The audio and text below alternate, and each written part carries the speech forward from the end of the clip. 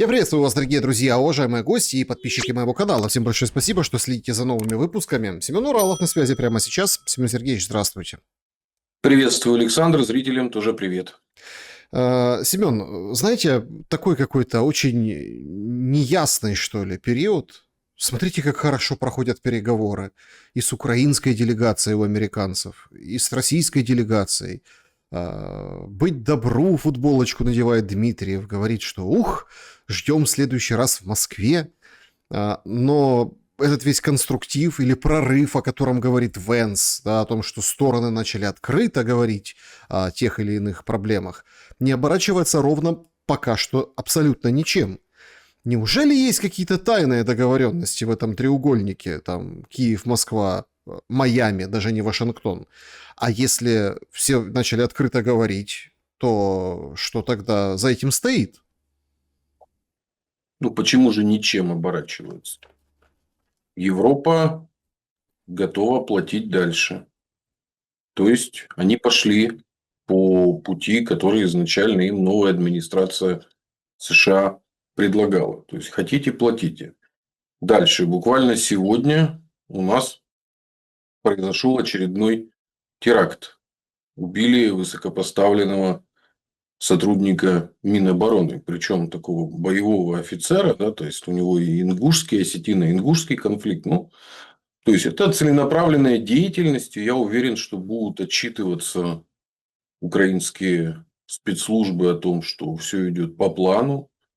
Вот, поэтому все идет своим чередом. Но при этом есть то, что называется трек под названием «Ублажи Дональда Батьковича». Я не думаю, что вот это в рамках моей профдеформации особо подробно разбирать. У вас товарищ Димура, мне кажется, в лицах все это описывает. Да, действительно, выбрана стратегия, судя по всему, получать от самих переговоров максимум бонусов, то, что называется, ну, непрямых, да, которых нельзя конвертировать во что-то, но для того, чтобы продолжать вот этот вот представление, которое во многом делается для одного человека, по поводу которого, ну, скорее всего, у нашей, скажем так, стороны было некое представление о том, что Трамп наш.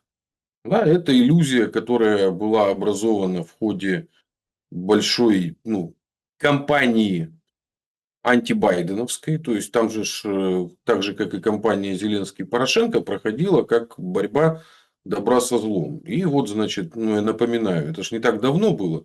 Неадекватный Байден, значит, который там сам не принимает решений, непонятно, что вообще происходит. И вот теперь придет адекватный человек, скажем так. И на это была сделана ставка. Но, как мы видим, что у Трампа, у него собственные башни из слоновой кости, он в ней находится, у него все прекрасно, но при этом его держат за одно место делом Эпштейна. Это было изначально понятно, что, собственно, с помощью этого дела им и будут манипулировать. Теперь мы видим, что он, в общем-то, уже связан по рукам и ногам, вот, и все, что его интересует, это его личный авторитет. А вот вокруг него уже люди, которые играют в политику после Трампа, там уже начинаются свои расклады. Это вот там Рубио, который пытается выйти, так сказать, на, ну, позиции топового политика. Это Венс, который тоже, судя по всему, себя чувствует уже преемником, потому что уж больно активный вице-президент. Чаще всего вице-президенты находятся в тени президента, да, и редко история про вице-президента, который, ну, прям как наследник. Поэтому это партия в посттрамповскую политику. Вот как неправильно относиться со стороны американского истеблишмента, да, то есть во что они играют. Им надо сильно не вызвать эмоциональный гнев со стороны, так сказать, как его, Пахан приехал, да, как его там, ну, в общем, со стороны страшно эмоционального и странного персонажа, которому можно попасть как бы под руку, а что ему какая вожжа под хвост попадет, не знает никто. И поэтому все играют в эту игру ритуальную. Вы же видели, там даже Александр Григорьевич Лукашенко дифирамбы отвешивал. Вот. Поэтому это идет игра, но она не имеет никакого отношения к тому, что происходит на Земле. Потому что, по большому счету, со стороны России единственное, что необходимо, это чтобы перестали предоставлять данные космической разведки и вообще разведки. Вот и все. А по большому счету больше ничего российской стороне от этого цирка, в общем-то, не надо. Ну хорошо, а что, чего добились украинцы, украинская сторона? Вот сегодня такой умопомрачительный, я бы сказал, я вот специально подобрал это слово, умопомрачительный материал вышел, причем в чем помрачение, собственно, ума? Оно заключается в том, где и что написано. Да? Журнал Time, материал, прям позволю себе зацитировать, с вашего позволения. Значит, это нечто. В журнале Times, простите, не газета, а журнал Times, это важно, комплементарное издание.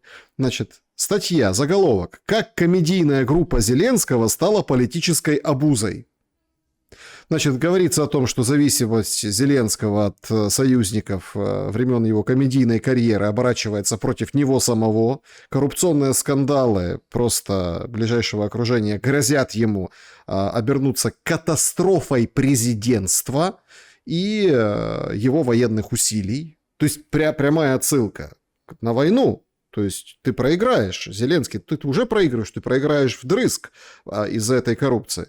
Значит, Ермак, чья фамилия, чья фирма представляла юридические услуги «Кварталу 95», продолжает работать после отставки на президента, об этом пишут в журнале «Таймс». В частности, они общаются по телефону, видели его у входа в резиденцию в Конча-Заспе. Значит, коррупционные скандалы и раньше случались, но, простите, пишут британцы, что это прям нечто особенное. И вот мы видим, как фактически Зеленский на фоне всего вот этого, о чем и пишут его, казалось бы, ближайшие союзники из Британии, ну, он дает отворот-поворот любым усилиям Трампа. Ну вот отворот-поворот. Говорит, нет, выходить не будем, 20 пунктов, было 28, все обсуждаем, сейчас приедет Умеров, доложит. Ну и, собственно, и хорошо. Умеров, который хозяин земли, на котором построены многоэтажки, где 77 квартир купил Миндич, которого сфотографировали вот в Израиле. Недавно журналисты и всем показывают, как обезьянку, понимаете?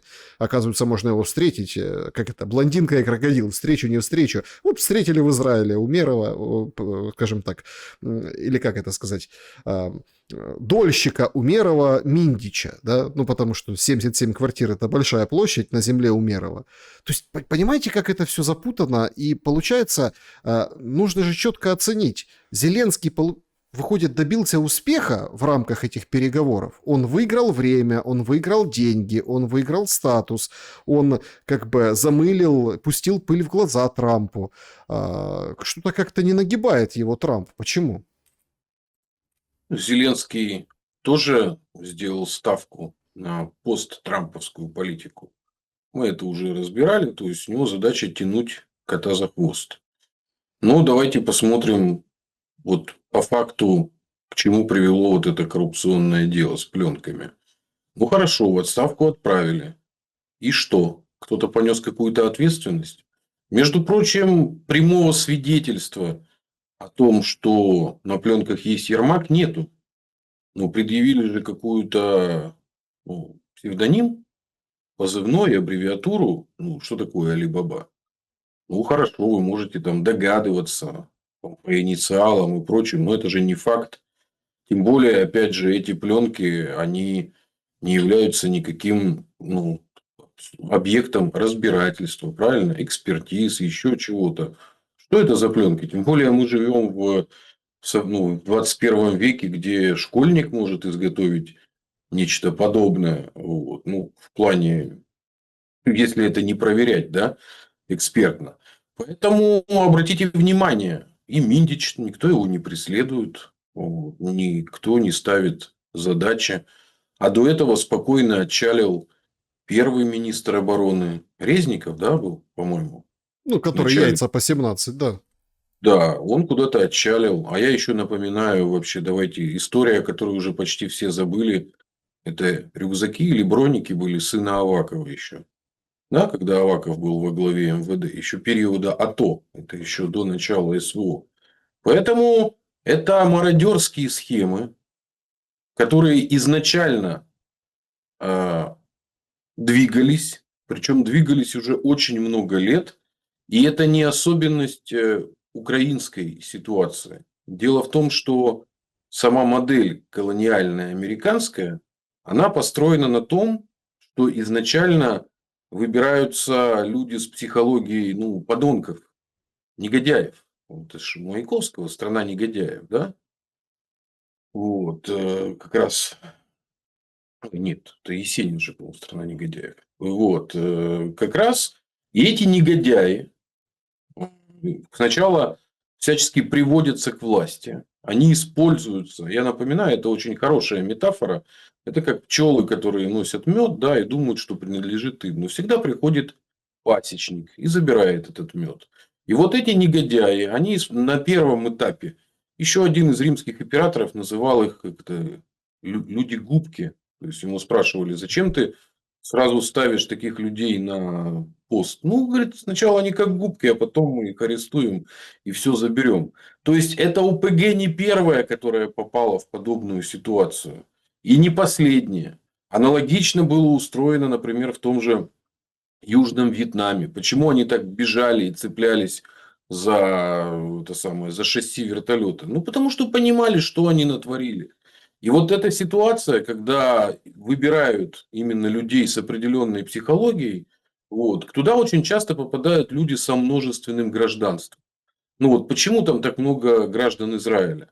Ну потому что Израиль не выдает. Израиль не выдает, и поэтому ты можешь творить все, что хочешь у себя здесь на месте, и ты точно спрячешься. Ведь дело в том, что когда текали ну, германские преступники нацистские, они же место искали. Только в Аргентине нашли, да, и спецоперации были, как туда они будут передвигаться, и потом их еще и вылавливали.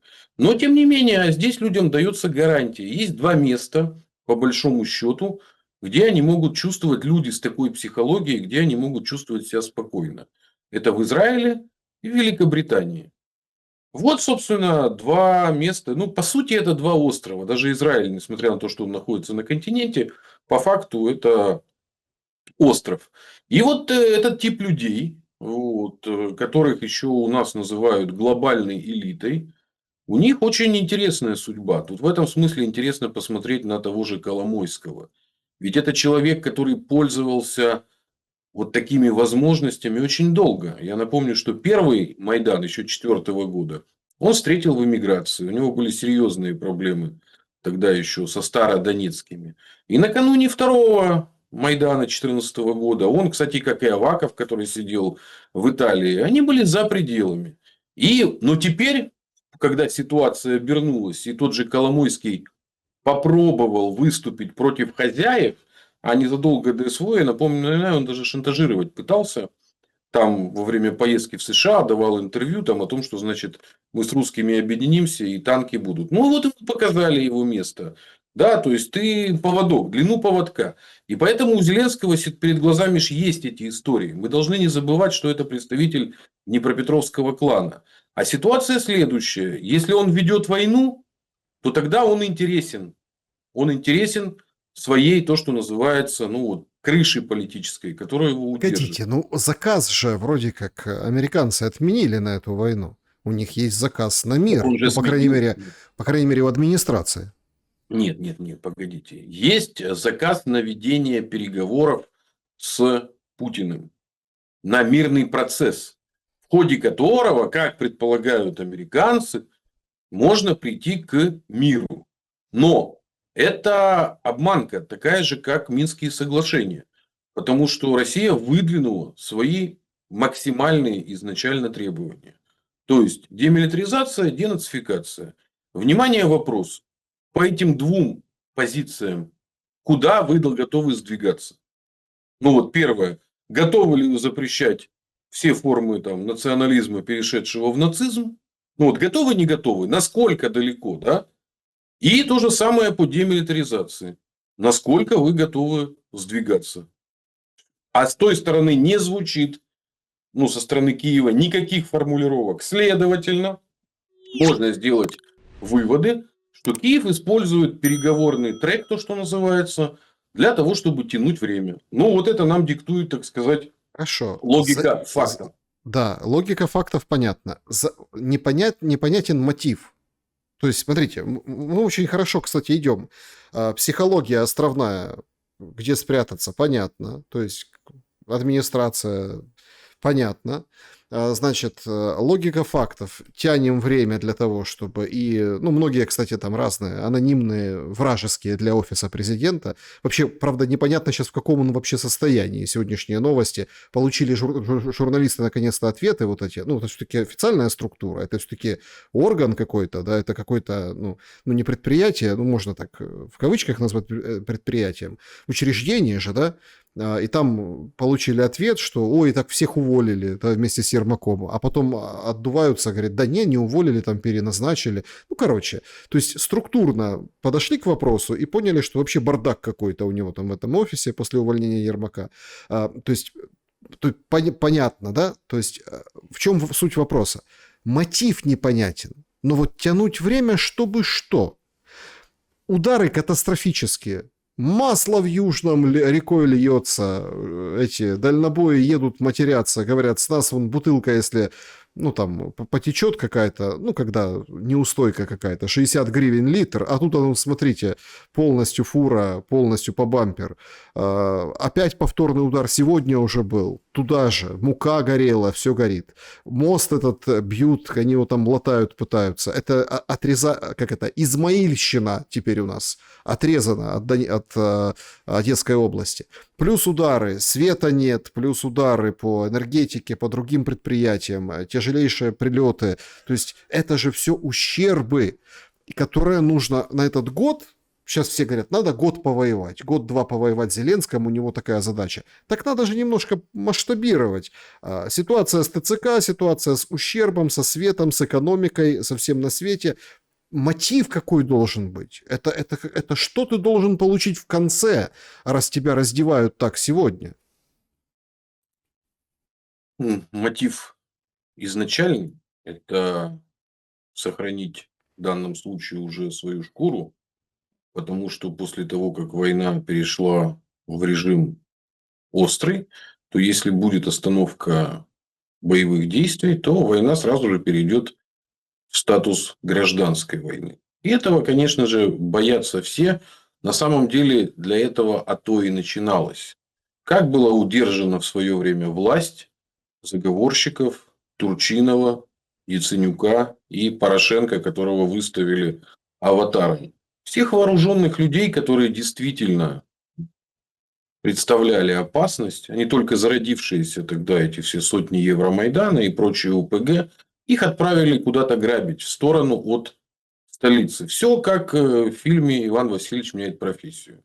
Чтобы не узнали, что царь не настоящий, давай на Изюмский тракт, значит, хана выбивать. Мы тоже, по-моему, это разбирали. Поэтому, если он остается в стране и приостанавливаются боевые действия, то это автоматически приводит к конфликту внутри. И ему этого не надо. Поэтому Зеленский сейчас находится в классической ситуации, когда продолжение войны с Россией без относительно результатов ну, на поле боя. Потому что ему лично ничего не угрожает. Его, так сказать, ближайшим соратникам тоже ничего не угрожает. Ему безопасность обеспечена. В чем проблемы? Так можно воевать еще очень-очень долго, а тут тем более же ему же предлагают не на 20 лет вперед там, проектироваться, а на 2-3 года. Причем на ближайший год уже денег дали. И тут, что очень важно, тут как раз играет психология, ну, скажем так, продюсера, да, потому что у Зеленского же есть несколько ипостасей, где он действительно является профессионалом. Это сатириком. Я считаю, что он не слабый сатирик. Вот. И я считаю, у него и с импровизацией все в порядке, ну, по сравнению с другими, да, если говорить. Ну, вот у нас же был другой пример КВНщика, который попытался в политику, это Сивоха. Ну, слабо у него получилось. Еще один КВНщик сейчас у нас находится во главе Верховной Рады же, правильно? Он же как бы тоже КВНщик Хмельницкий. Ну, слабее. Все же должно познаваться в сравнении. Но и вот в сравнении политиков из выходцев из КВН он действительно талантлив. Но также он талантлив, я напоминаю, как продюсер. Он же достиг вершин медиабизнеса в Киеве. Он был продюсером и Интера, Плюсов. Ну, это топ-менеджмент, ну, на секундочку. Вот как вот в России, там, например, там Константин Эрнст, сколько лет он уже там в топах продюсеров, чем он только не занимается. Это я просто привожу пример, да. То есть, это же не просто он людей смешил. Это человек, который умеет заключать контракты и понимает, как вот продюсер, как это работает. И у него отношение как контракт. Вот мне выдают 90 ярдов или сколько, я под это готов выполнить ряд обязательств. Это специфика мышления. Ну, наши предки это называли мелкобуржуазным мышлением. Это действительно отличается от мышления, например, государственного деятеля. Потому что любой государственный деятель, он прежде чем взять где-то какие-то деньги, он 100 раз подумает, да, потому что как, ну, Потому а что это как отдавать? обязательство, да? Это обязательство, конечно, поэтому не все деньги можно взять. Вот. А вот в позиции коммерсанта, пусть даже очень высокого уровня, бабки надо брать по-любому. Все, бабки возьмем, а там разберемся, как оно и что дальше будет. И это, конечно, психология, ну вот, одновременно негодяев, да, то есть людей, которые не связывают себя с этим обществом, этой землей, этими людьми. То есть им там не жить. Понимаете? Почему там так много израильтян, там, швейцарцев, ну, людей самоопределившихся, как те, кто ну, не связывают себя с этой землей. Ну, ничего удивительного нет. Молдавию, кстати, ограбили по похожему принципу. Там проходит очень интересный процесс сейчас над олигархом Плохотнюком. Вот. А в Молдавии предлагали стать румыном. То есть ты вот, короче, грабишь Молдову конкретно, а в Бухаресте у тебя все нормально, да? И так многих, в общем-то, подлецов, которые начали первую войну в Приднестровье, именно которые в Кишиневе принимали решение, там же никто не хотел стрелять изначально, понимаете? Там же ситуация была такая же, как на Донбассе в 2014 году. Или в Крыму. Никто не хотел стрелять, я напоминаю, и очень долго. Вот. Надо было перейти через эту кровь, да, то есть были провокаторы. Ну, вот это же не зря в Бендерах началось как раз последний звонок был в школах, да, чтобы еще террору поддать. Это обычная история, вопрос, где прятаться такого типа людям. У Зеленского есть отходной путь, это Британия, и в этом смысле очень не зря был подписан этот договор. У нас на него как бы так не особо обращают внимание, да? Ну, Потому что он он уже ушел неизвестен. Ну, медийно. много Он, секретных да, пунктов, то есть 100 вот, лет это вообще как-то ни о чем звучит. Какие 100 лет? вот. Тут вот недавно Лукашенко, это я пока, ну, хотел показать, не успел вчера, там трехчасовой стрим был, шумели немного со зрителями. Лукашенко проводил же там ряд собраний, и ему выходит его и говорит, смотрите, говорит, что не все это тычат в эти айфоны, а мы когда айфоны собирать будем? А ему отвечает, говорит, вот через 25 лет Беларусь будет конкурентоспособна.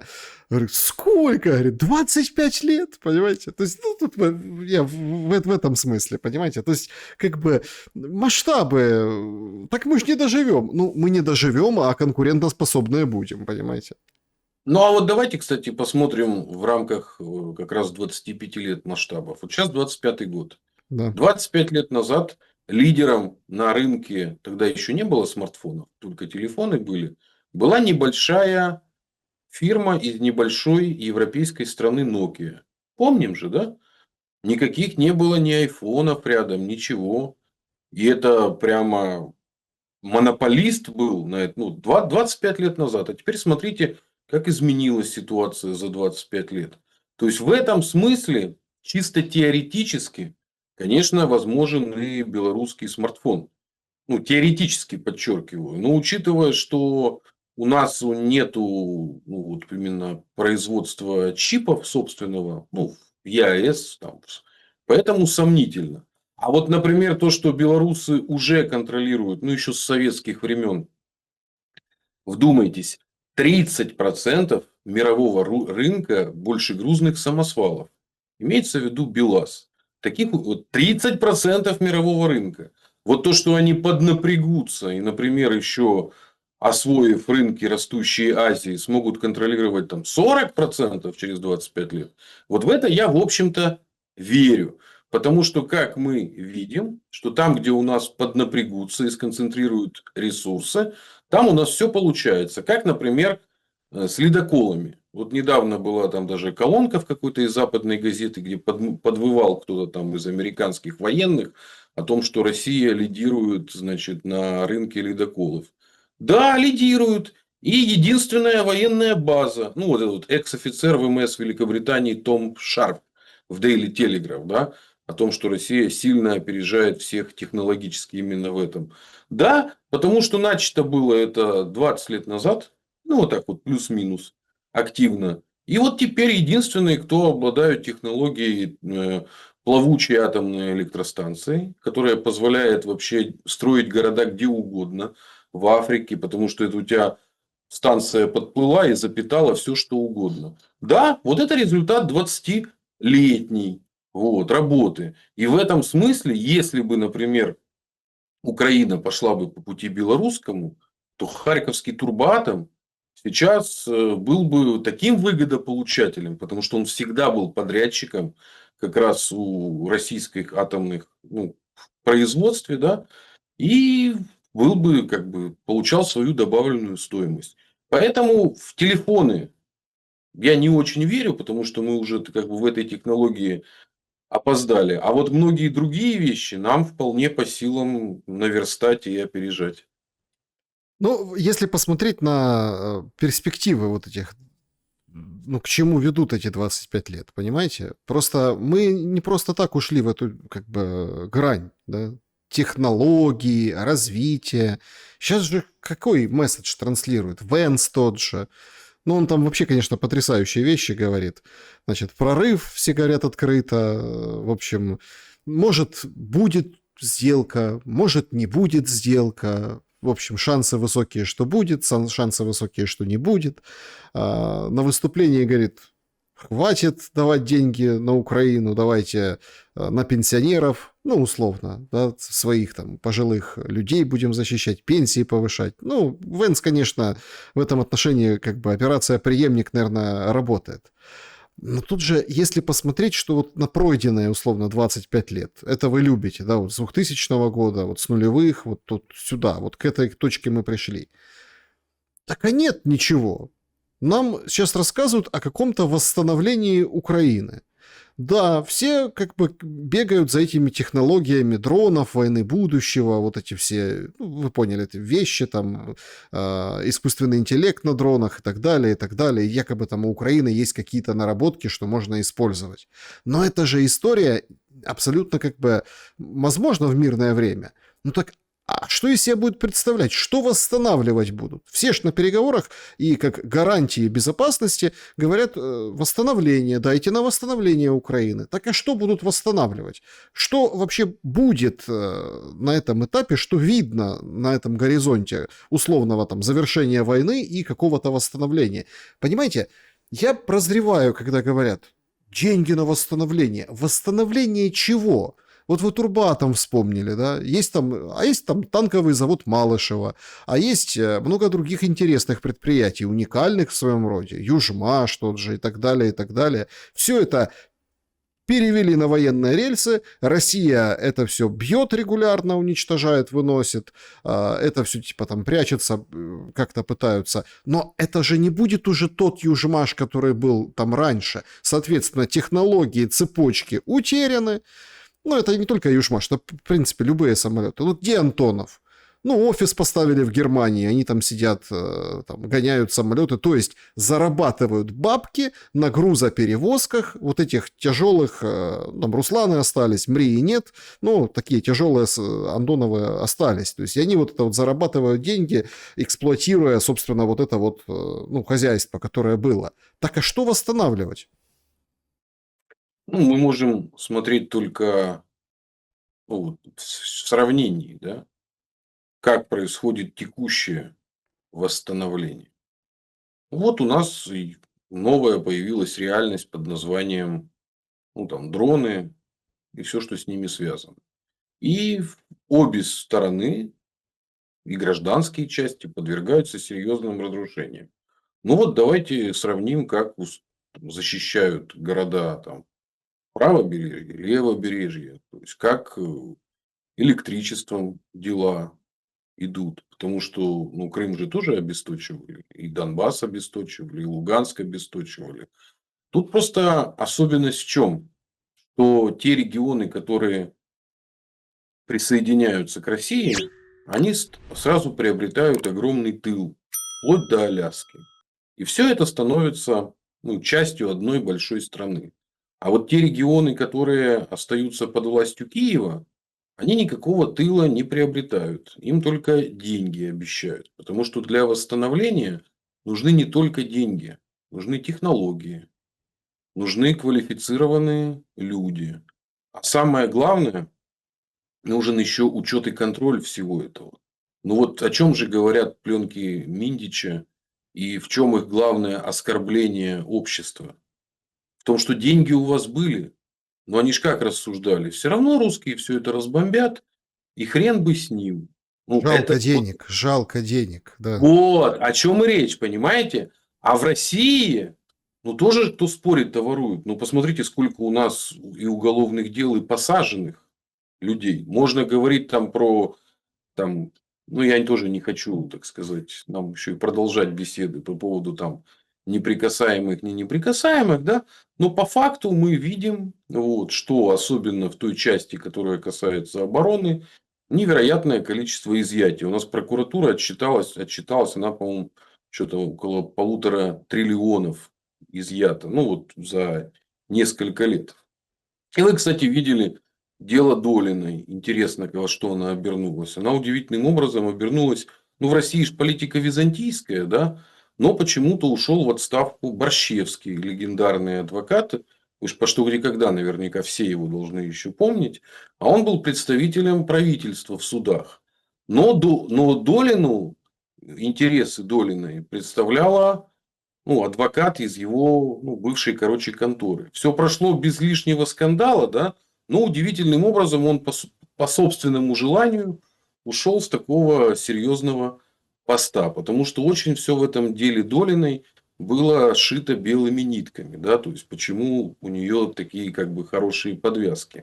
Но это, конечно же, приводит к своей шизофрении, то есть наше общество с одной стороны радовалось, да, что вот нашли управу, так сказать, на элитку. Вот. Но параллельно тут же все в сравнении познается. Там сколько ее квартира? 120 миллионов. Ну, фигурировала цена рублей.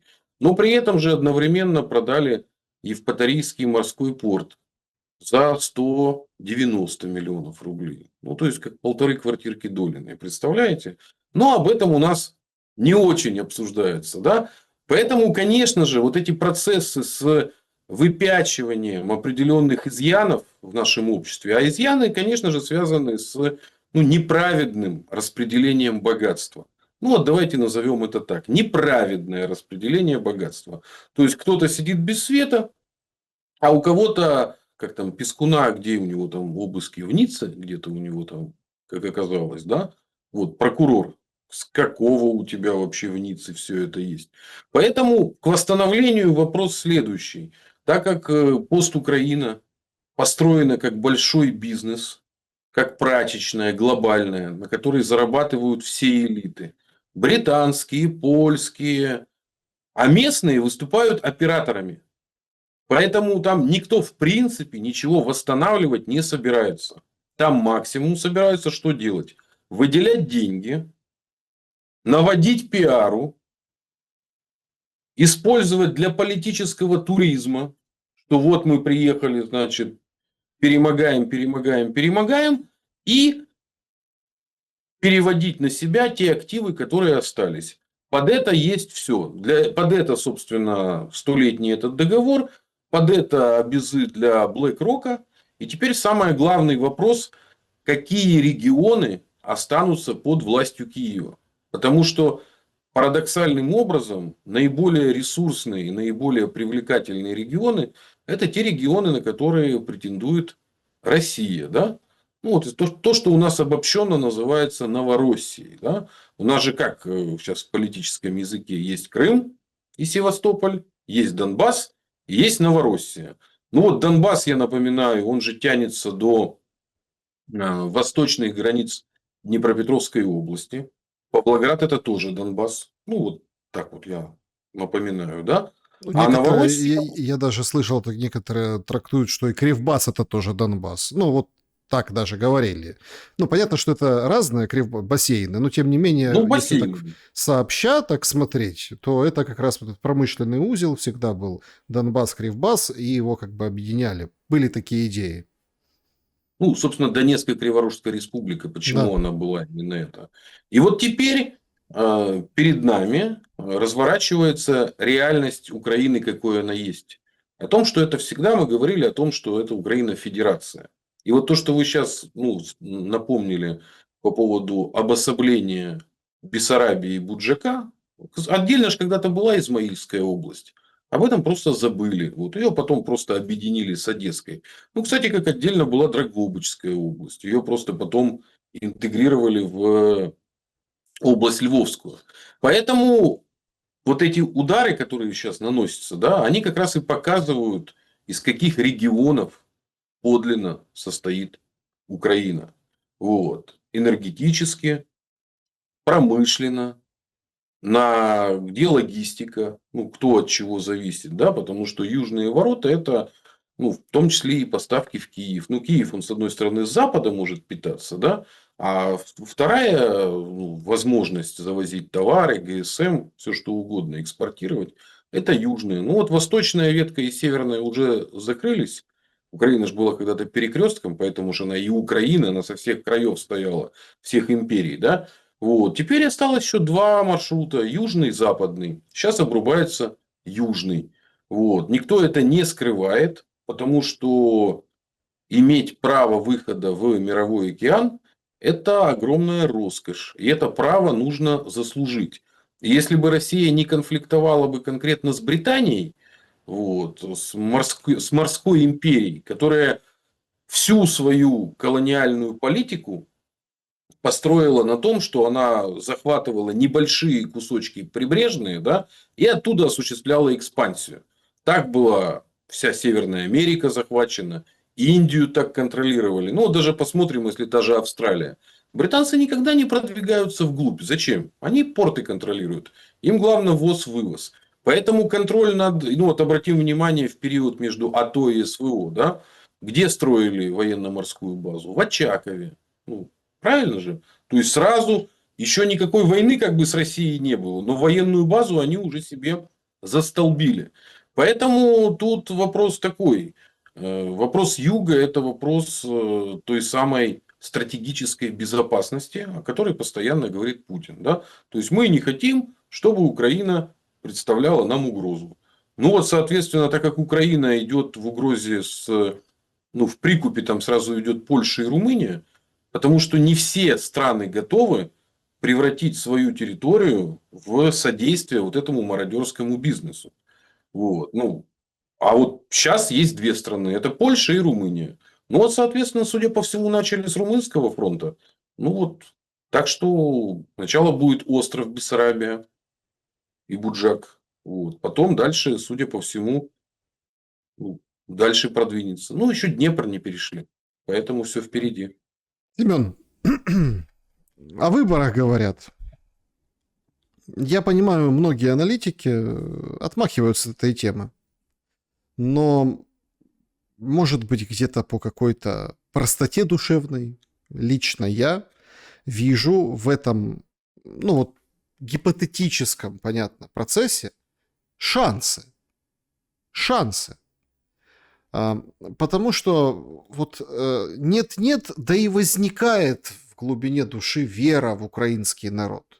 Нет-нет, но и видишь ты, что все-таки люди, несмотря на то, как им тяжело, какая идет деградация общественного сознания, как бы, ну, как бы, давайте так откровенно говорить. Украинцы были, украинцы есть, украинцы будут, да, украинцы это не границы на карте, да, то есть украинцы это как бы все равно, ну, это мощная сила, которую вот эти элиты чужеродного толка, и то, о чем вы говорите, и культурно точно так же.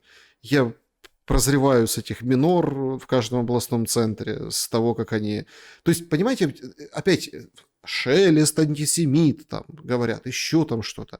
Ребята, если бы можно было собраться у новогодней елки, вертеп поставить, да, ну вот статуэтки, изображения, много людей, понятно, салюты нельзя запустить, ну без салютов, с бенгальскими огоньками, да, там чего-то, потанцевать, выпить глинтвейну. Нет, военное положение, сиди дома. То есть елка, ну какую-нибудь там елочку давайте поставим на часе, все для фронта. Но минора, она там другого немножко пошиба по затратам, но тем не менее, да, в каждом областном центре они, представители, ну, те, кто празднуют, да, включают музыку, сообща танцуют, там для них мобильное укрытие стоит, если что. То есть одним можно, этим нельзя. Вот в чем корень возмущения, а никак не к народу. Народ пускай будет, много людей хороших и в одном народе, и в другом, и в третьем. Есть везде всякие люди, понимаете? Так вот, это же это принципиальнейший момент, да? То есть этим можно, этим нельзя. Элиты как бы привиты, ну как вот прививают к дереву что-то, да? А ты вот смотришь по сторонам и понимаешь, так а чего ждать, да, условно? Какая перспектива? Как вам кажется, вот если мы вот попробуем проанализировать, да, выборы, ну, почему все решили, что украинский народ должен переизбрать Зеленского? Почему все решили, что обязательно будет кто-то из партии войны? Почему все решили, что кто-то будет, выберут того, кто придет и будет убивать страну и, ну, короче, воевать лучше, и все будут себе полководца избирать? Может, все будут технократа как раз-таки избирать? Вы тоже были в украинском политическом процессе, помните, как смеялись все в политической тусовке над этим технократы? Ну, типа, вообще, ноунеймы, никто их не знает, сидят, короче, работают, но у них там есть КПД или как там IPI, да, или как они там по-модному называются. KPI. KPI, да, вот KPI, КПД, вот это все, и они там, их, и все говорили, боже, какое счастье, что я гражданин, живу в процветающей стране и не знаю в лицо министра. Так мы сейчас почти пришли к этому, вообще министра в лицо никто не знает, если бы не коррупционные скандалы, кто бы его узнал бы на улице, то там Грищук, например, да, ну, цирк. Что думаете по этому поводу? Есть ли, ну, перспектива, что, может, выборы это не просто только там для отвода глаз, а реальный шанс развернуть страну от войны в другую сторону? Ну, смотрите, конечно же, теоретически выборы, как и любое волеизъявление, оно может стать началом умиротворения. Ну, вот давайте назовем это так, потому что необходимо же два умиротворения. Умиротворение на внешнем контуре, то есть с Россией, и умиротворение на внутреннем контуре. Потому что ну, это же общество, где давно внутренних врагов искали, да, всю эту вату, сепаров, москворот их, ну, вот эту всю историю. И общество находится в состоянии внутреннего недоверия. Ну, вот насколько мне доносятся люди, кто рассказывает, узкий круг людей, общаешься ну, искренне общаешься только тем, кому ты доверяешь. Со всеми остальными маска. То есть, вот Украинская мова, да. українська мова, да, добре перепрошую, вибачте, и лишний раз не общаешься. Поэтому самое главное, вот эти процессы нужно обернуть вспять. А умиротворение, тут вот давайте я просто поделюсь, ну, вот опытом, который я стараюсь, ну, изучить на месте. Да, вы же знаете, я постоянно в наши новые регионы вот, бываю, да, и тот же Крым всегда изучал. Около года нужно. Вот потому что я вот общаюсь вот и с мелитопольцами, и с жителями вот, ну, Донбасс, который после СВО стал уже частью ДНР, ЛНР. Ну, ЛНР в первую очередь я общался. Нужен 4 сезона нужно человеку прожить. Вот когда он год проживает уже в новой реальности, у него уже, ну, определенное привыкание. До этого все страшно раздерганы. Ну, вот прямо вроде это очень хорошо у нас видно было, я говорю, на примере Мелитополя особенно, ну, кто из этих краев, что вот уже и референдум прошел, и вроде уже и спокойно, и, ну, как бы человек там, ну, нормальная некая жизнь началась, но еще все равно остаточные вот эти истероидность, она присутствует. Поэтому выборы могут стать только началом, ну, вот этого процесса. А дальше главное, чтобы, ну, кризисы, ну, бескризисное развитие началось. А я считаю, что, ну, как бы без снятия вот этих противоречий, в ходе которых часть украинского общества объявили недолюдьми, это же и есть фашизм, когда часть объявляется убер меньше и унтер меньше. Все. И, соответственно, после этого началась унижать одна часть общества. Да? И вот если мы это не остановим вот в этих процессах, тогда выборы это будут мертвому припарке.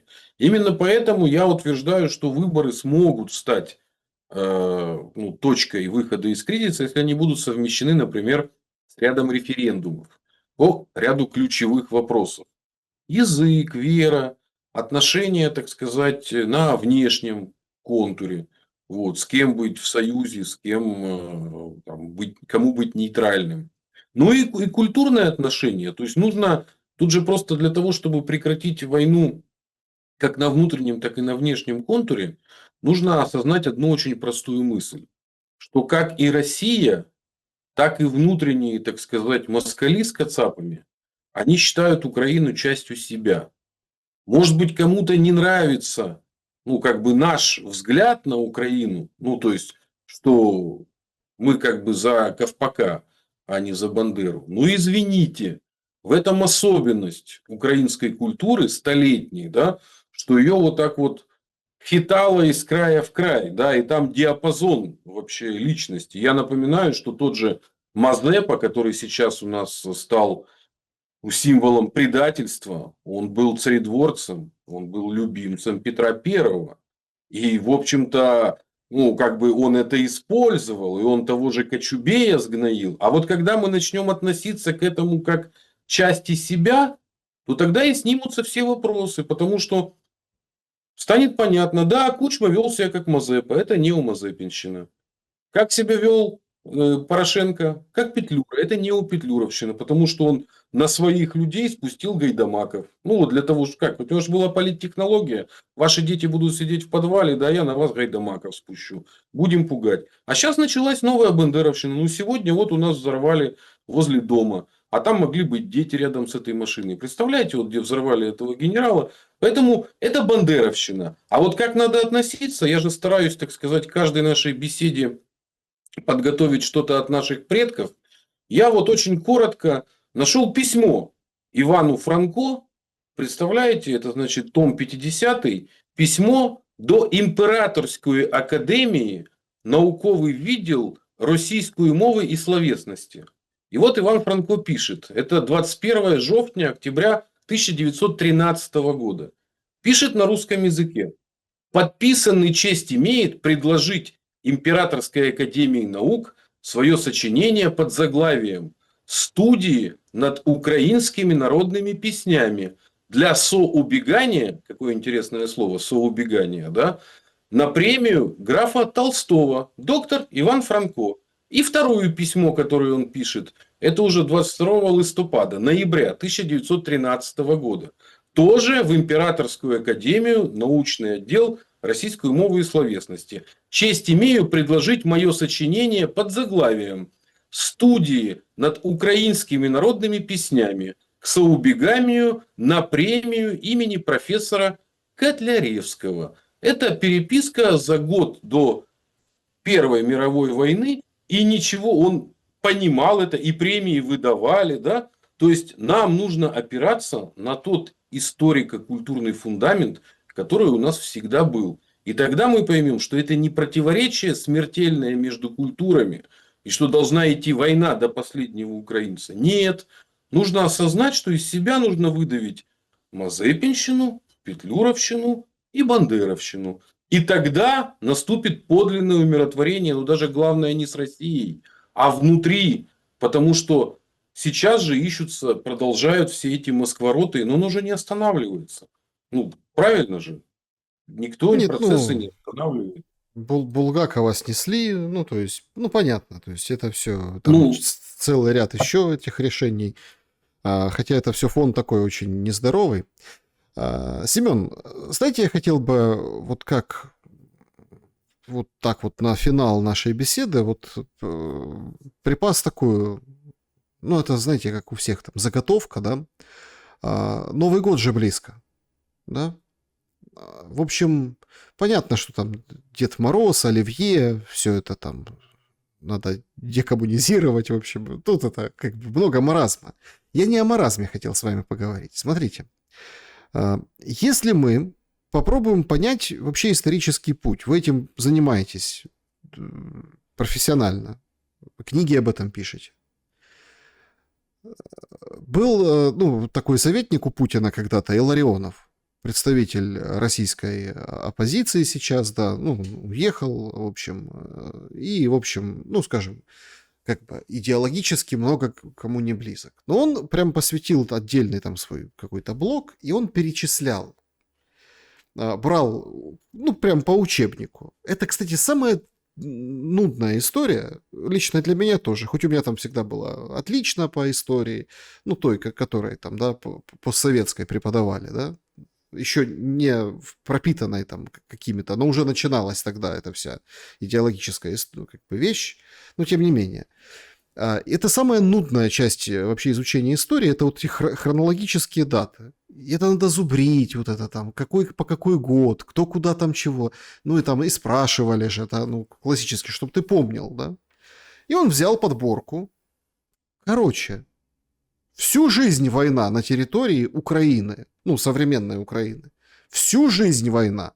Вечно. То повстание, то с поляками, то с турками, то с Россией, то без России, то с княжествами, то без... В общем, я так в разброс, да, чтобы... И это все тянется, тянется, тянется, тянется, тянется, тянется. И там какие-то 50 лет условных там в начале прошлого века, конце позапрошлого, начале прошлого, ну, до вот этих больших событий, да, плюс-минус в мире пожили, ну, то совсем чуть-чуть, был какой-то один период, что 50 лет, а так год-два война, война, война, год-два война, то есть вечно не было покоя на этой земле. Как вы, ну, это как вы оцениваете этот год, 25-й?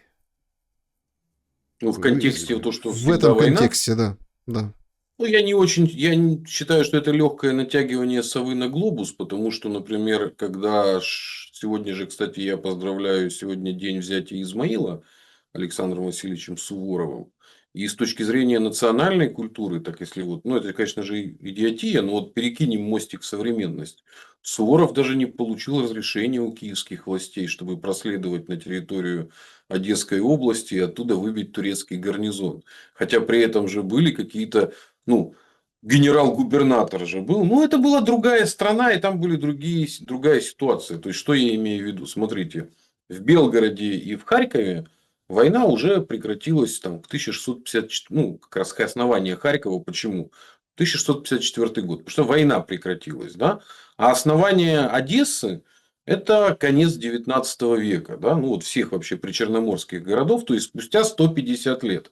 Так вот, в Белгороде особо войны после того, как привели к миру Крымское ханство, не было. Да? А вот в окрестностях Одессы, Измаила, там еще до начала 19 века. Вот. Ну, например, там, в частности, в Кишиневе, там же Триумфальная арка в центре города стоит в честь победы в войны 1812 года. Поэтому историю вот, территории Украины нужно разбирать по губернаторствам и генерал-губернаторствам. Вот. Потому что она была очень-очень разная. И вот даже, например, интереснейшая история межвоенная, Это вот, ну, между 20-м и 41-м годом, 39-м. Ну, вот это 20-летие. Там очень было, например, с территории Западной Украины были набеги бывших петлюровцев на территорию УССР. А с территории УССР проникали диверсионные группы, которые похищали бывших как раз петлюровских. Поэтому особенность этого... Украина же очень большая страна. Ну, вот если говорить в рамках.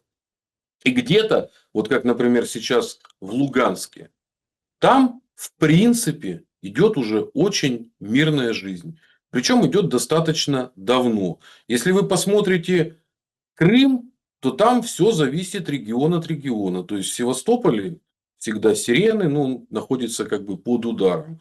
А вот переместитесь куда-нибудь в сторону ЮБК, там уже может быть все поспокойнее. Поэтому вот натягивание совы на глобус, что конкретно на территории Украины шла постоянно война, это перебор. Но то, что каждые 100 лет с начала развития, особенно капитализма, историческая Россия сталкивается с Западом, это факт. И у Запада есть две, так сказать, проторенные дорожки. Северная и южная. И вот символы этих дорожек, это, собственно, город Смоленск, вот, который, как в фильме «Формула любви», все, кто приходит в Россию, погибают под Смоленском, да? А есть еще да. А есть еще, ну вот, например, там Наполеон, он же как текал? Через Березину. Это как раз через территорию современной Белоруссии. А есть более северная дорожка, да? Это там стоит город Великие Луки, где Матросов совершил свой подвиг. Это тоже город, который всегда принимал на себя удары сначала еще со стороны Литвы, ну а потом это вот и вот есть север и есть юг, да? Вот на юге сходится, как идет дорожка через Белоруссию и через Украину, ну вот то, что мы видели по фронтам. И не зря у нас сколько вот во время Великой Отечественной было. А это факт. То есть каждое столетие мы с этим сталкиваемся. Вот развитие капитализма у нас началось где-то вот, ну, 16-17 век. Первый раз это смутное время, когда поляки фактически в Кремле и еле отбились. Да? Дальше 18 век это как раз войны Петра, выход в Балтийское море, начало 19 века это Наполеон, вот как раз ну, вот, поход на Россию, да. Начало 20 века это началось все с русско-японской, которая переросла в Первую мировую. И фактически Первая мировая потом была доиграна во Второй мировой. Ну, о чем товарищ Сталин и говорил, да, что почему мы так форсированно развиваемся, потому что до войны осталось 10-15 лет. Это, собственно, первые пятилетки, да, потому что было понятно, для чего растят Гитлера. То есть это недоигранная война. И вот сейчас мы, судя по всему, находимся на очередном историческом витке, где начинается конфликт исторической России с историческим Западом. Это вопрос классический, это вопрос о колониях. Потому что Россия наравне с Индией, наравне с Китаем вот, рассматриваются как ну, такие как бы недоколонизированные страны, да, которые обладают уникальным в первую очередь местоположением и ресурсами. Во-вторых, это страны, из которых можно колониальными экономическими методами извлекать добавленную стоимость. Вот. Ну, обмен, как это, нефть в обмен на удовольствие. То есть, вы нам ресурсы, мы вам ништяки, а ваши элиты забираем. И, соответственно, то, что сейчас оформляется, это оформляется блок континентальных держав, как раз в Евразии. Это то, что возникло. Ну, оно оформляется ШОС, БРИКС, оно может по-разному называться. Ну, вот это мы обращаем внимание, какие отношения между Пекин-Москва, Пекин-Нью-Дели и даже и Тегеран сюда. То есть, это те страны, которые не хотят попасть под каток новой колонизации. И поэтому они будут огрызаться, они будут отбиваться. Потому что у них перед глазами у всех есть Муаммар Каддафи, Саддам Хусейн, вот, та же семья Асадов, которые заигрались. Потому что самое... А началось все, кстати, еще с Югославии. Потому что товарищ Тита как раз думал, что он будет балансировать. Вот, он может и тут быть, и там, и тут, и там. И вот это главная разводка конца 20 века и краха Советского Союза. что можно с помощью многовекторности балансировать и получать ништяки и тут, и там. Нет, этого не получается. Теперь нужно будет самоопределяться. А те, кто будут не самоопределяться, те будут потихоньку затягиваться в собственную войну, то ли гражданскую, то ли с соседями, как то Армения, вот мы видим, вот как она многовекторничает, да, и вот рядом есть Грузия, где намноговекторничались в свое время, и теперь начинают постепенно приходить в сознание. Нельзя сказать, что они же пророссийские, да, но они точно не хотят играть вот в эту игру, война против России каждые 100 лет. Поэтому главный итог, с моей точки зрения, вот с точки зрения, то, что вы предложили, вот Ну, этого спорим, контекста, да. вот этого контекста, да, то есть Россия находится на своем очередном историческом витке, но особенность в том, что сейчас историческая Россия организована как ряд, скажем так, суверенных государств. Да? То есть Россия историческая шире, чем Российская Федерация. И теперь от тех элит, которые управляют бывшими советскими республиками, будет зависеть судьба этих республик. Потому что те, кто самоопределятся как союзные России государства, у них есть шанс выжить. А те, кто будут играть в антироссийские игры, их скормят точно так же, как скормили Украину, потому что, я напоминаю, кормили постепенно. Идея войны с Россией появилась в публичном пространстве в конце 90-х, начале нулевых. Вот до чего она дозрела. За сколько? За одно поколение. Оно где-то так и живет. А готовиться надо, если говорить про умиротворение, тоже к поколению. Потому что начинать нужно будет, Александр, со школьных учебников, с вузовских учебников, с новой украинской культуры, которая должна базироваться на классике, то есть на 19 веке, в начале 20 века. А вот эту всю ересь, которая была задумана целенаправленно, внедрялась с начала нулевых годов, откуда-то из Канады, из прочих вообще, даже не с Евразии, понимаете, то есть с другого континента. Это придется не только вычищать, но еще и объяснять, почему оно привело к украинской трагедии. И вот это, я считаю, главная задача, которую предстоит решать, начинать нашему поколению, а эстафету передавать следующему поколению. Семен Уралов был моим собеседником сегодня. Спасибо за время и мысли. Спасибо. Друзья, подписывайтесь на Семена, ссылки и на YouTube, и на Telegram традиционно в описании к этому видео. Поставьте лайк этому видео, не забудьте, пожалуйста. И напишите в комментариях, что думаете. Всем добра и света. Увидимся.